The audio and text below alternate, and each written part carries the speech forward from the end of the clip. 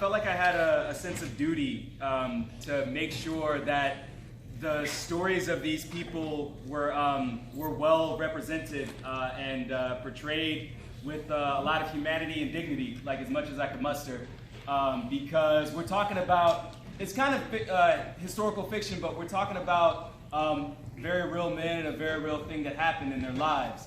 So I don't know if any of them were ventriloquists, but I bet if they were, they'd be really good at it. Almost swore. They'd be really, really good at it, because these men tried to be the best and better than the best at every possible thing that they could do. The fact is that the Tuskegee Airmen were probably, as pilots, they were probably better than 90% of anybody who got into an airplane in the United States at the time. And the reason I can say that with confidence is because their commanding officer, Colonel Benjamin O. Davis Jr., who was the second only black man to graduate from West Point, he made it so difficult for you to actually graduate as a black pilot that only the best of the best of the best actually got their wings. So, you know, I owed them a debt, so I tried to pay. Let me answer that one first.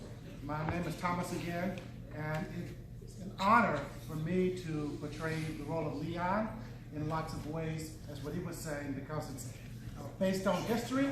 These things happened, and in terms of the civil rights movement, these men helped pave the way towards the civil rights movement, and they had a lot of pressure on them, and they did a really good job.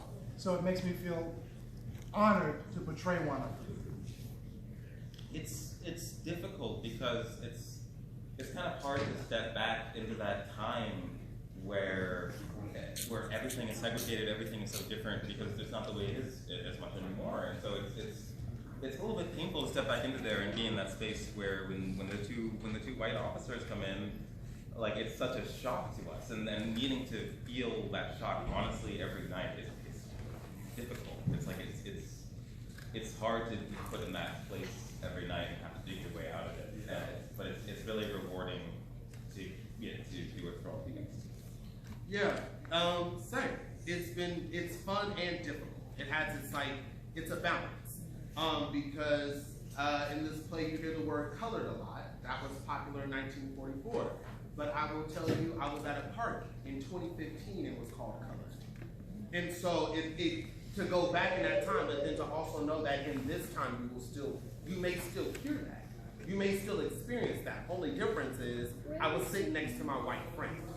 And we are very good friends. She's one of my best friends. And she was more shocked than I was. So but to play characters who literally had to deal with that, like to sit up there and be considered a hero. You consider yourself a hero now because I have shot down the enemy who's coming against my country, and then your country says, but you're not good enough to celebrate. That's, that's difficult. But all right. Any other questions? I haven't heard from this young man, the champion. You, and I got to get some of you in the back too. But sir, go ahead.